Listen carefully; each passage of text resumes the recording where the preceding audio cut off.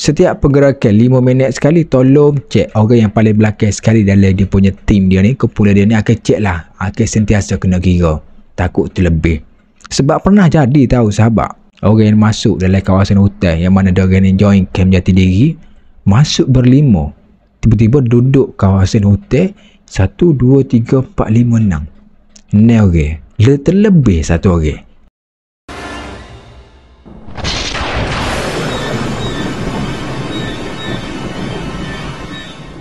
Bila kita sebut tentang camp jati diri, benda yang paling famous sekali adalah night walking, berjalan pada waktu malam.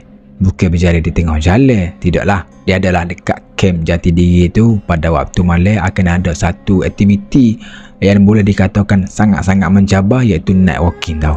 Yang mana dia orang ni perlu masuk dalam kawasan hutan, diberi tugas siap-siap masuk jalan mana, masuk dia punya belukar dekat mana, last sekali jumpa destinasi yang dia tuju tau. Untuk orang yang lemah semangat, rasanya dia tak boleh nak go, takut nampak benda-benda macam tu. Yelah, masuk dalam kawasan hutan, walaupun dia orang ni satu kumpulan ramah 5 ataupun 6 orang, tapi masih lagi ada perasaan takut lah kawan sahabat. Pada kali ini dia berkait tentang camp jati diri yang mana dikongsikan oleh sahabat kita yang bernama Nur Ain. Orang perempuan lah, bukan lelaki, nama pun Nur Ain kan. Kita panggil saja nama dia Ain untuk memudahkan penceritaan kita lah. Ain ni dia bagi tahulah, pada 2 tahun yang lepas, 2 tahun ataupun 3 tahun yang lepas, dia ni ada belajar di salah sebuah institut dekat Malaysia ni lah. Dan dia rasa jugalah tidak semua institut ni dia akan ada camp jati diri. Ada tapi tidak semua. Kalau macam tempat yang dia belajar dulu ada buat, dan ada setengah juga macam institut tak buat. Yang macam tu lah. Tak tahulah sebab apa, tapi ada yang tak pernah buat. Jadi nak dipendekkan cerita, Nur Ain ataupun Ain ni dia ni terpilih tahu untuk pergi ke camp jati diri. Dia pun tak tahulah sama ada camp jati diri ni dia ambil daripada college lain, universiti lain, di kupu-kupu ataupun dia punya tempat institut dia saja. Yang mana terpilih dia akan pergi. Dia tidak cerita secara detail pula. Baik, dipendekkan cerita, dia pun sapalah dekat camp jati diri dekat Sungai Perak tahu. Situ memang terkenal lah, tempat-tempat yang boleh dikatakan mencabar, tempat-tempat kerah pun boleh dikatakan situ. Sampai dia orang diberikan berapa tugas ataupun diberikan berapa kumpulan, dibagi siap-siap lah. Okey, kumpulan 1, kumpulan 2, kumpulan 3 dan kumpulan 4. Dia boleh dikatakan banyak aktiviti yang mencabar, aktiviti lasak pada tengah hari, petang, pagi itulah. Banyak aktiviti yang dia buat. Dan berbalik pada waktu malam, iaitu kita panggil ketahanan mental, fizikal kita. Bila sebut je part ni, orang yang selalu ikut camp jati diri ni, dia orang tahulah, ni mesti kena masuk dalam kawasan hutan. Dia pun akan diberikan 4 ataupun 5 grup. Setiap grup tu akan adalah lebih kurang 5 ataupun 6 orang, macam tu lah. Dan grup yang dimasukkan oleh Ain ni, dia orang ni grup semua perempuan tau. Dia orang ni dikatakan setiap grup akan lantik salah seorang ketua. Nama ketua dia adalah Syira. Ketua ni lah yang akan diberikan lapu suluh tau. Setiap tim ataupun setiap kumpulan akan diberikan satu saja lapu suluh. 2 ataupun 3 memang tak ada lah. Dia cuma akan bagi satu. Setiap tim akan bagi satu. Dan sebelum dia orang nak mulakan perjalanan dia orang tu masuk ke dalam kawasan hotel, Ustaz Hisham ni dia ada pesan. Sebelum tu dia akan bagi taklimat lah, taklimat, motivasi apa semua. Sebelum dia nak masuk dalam kawasan hotel, kalau boleh cek setiap pergerakan 5 minit sekali, tolong cek orang yang paling belakang sekali dalam dia punya tim dia ni, kumpulan dia ni akan cek lah, akan sentiasa kena kira, takut terlebih. Sebab pernah jadi tahu sahabat, orang yang masuk dalam kawasan hutan yang mana dia orang yang join camp jati diri, masuk berlima, tiba-tiba duduk kawasan hutan 1, 2, 3, 4, 5, 6 orang, terlebih satu orang. Daripada mana sebenarnya? Dan yang kedua, dia pesan kalau masuk dalam kawasan hutan, perlu yang paling penting sekali adalah percakapan kita. Mulut ni jangan celupar lah. Maksudnya masuk tu kalau boleh bercakap benda-benda yang penting saja. Kalau rasa benda yang tak penting, jangan bercakap. Senyap aja. Sebab kita masuk dalam kawasan hutan, yang perlu kita jaga adalah mulut kita lah. Jangan celupar, jangan cakap benda-benda yang tak molek. Jangan terlalu berani sangat. Bukan tempat kita.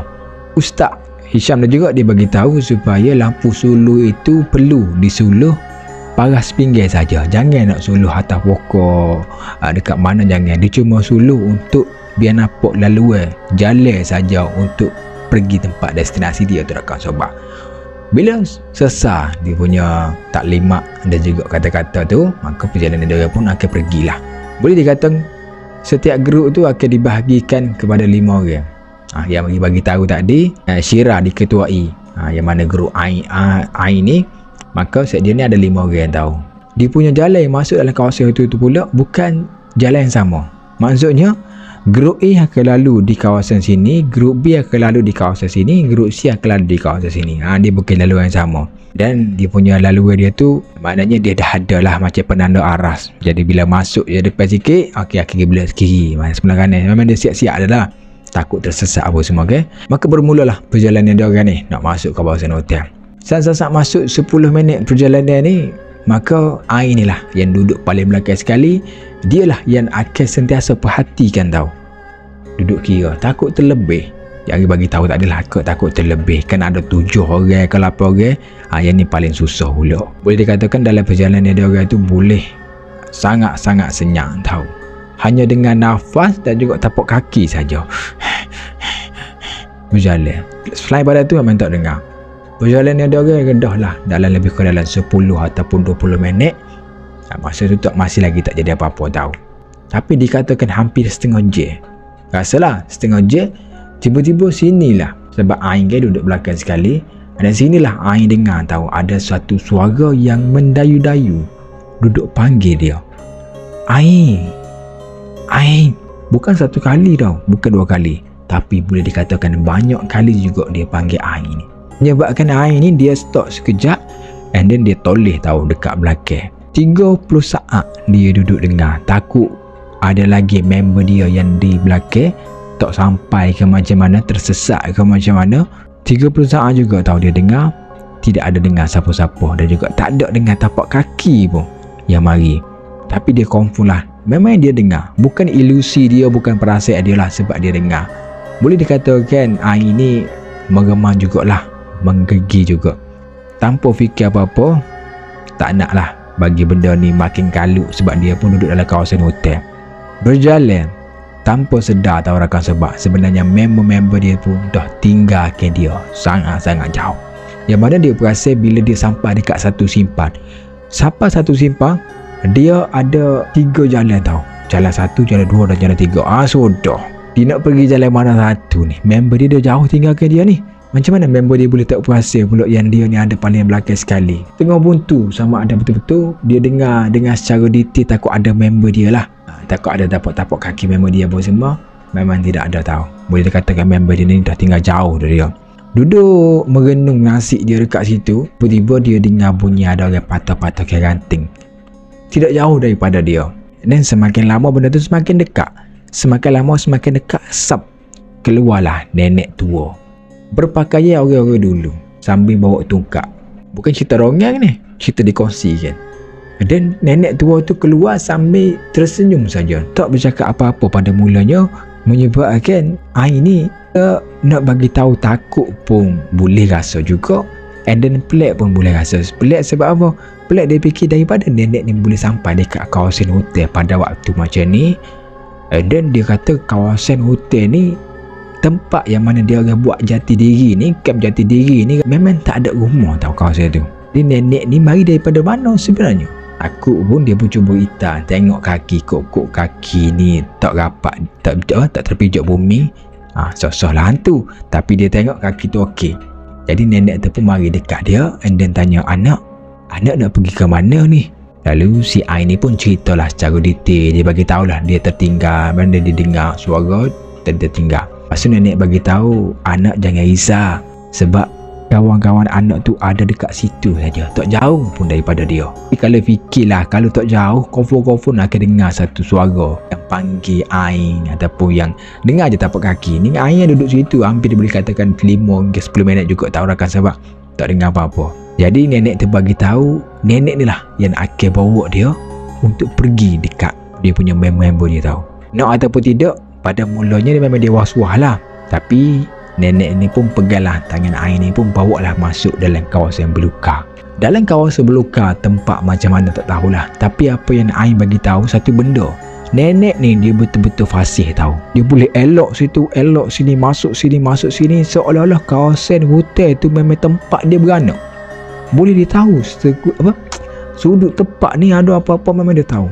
Tidak jauh daripada itu maka dia dengarlah member-member dia ni duduk stop kawasan tempat duduk rehat gitu, dia panggil si Ain ni. Dan Ain ni pun nampak dia pun pergilah berjumpa dengan Ain, berpeluklah. Dan di sinilah Ain cerita apa semua pasal nenek ni tahu.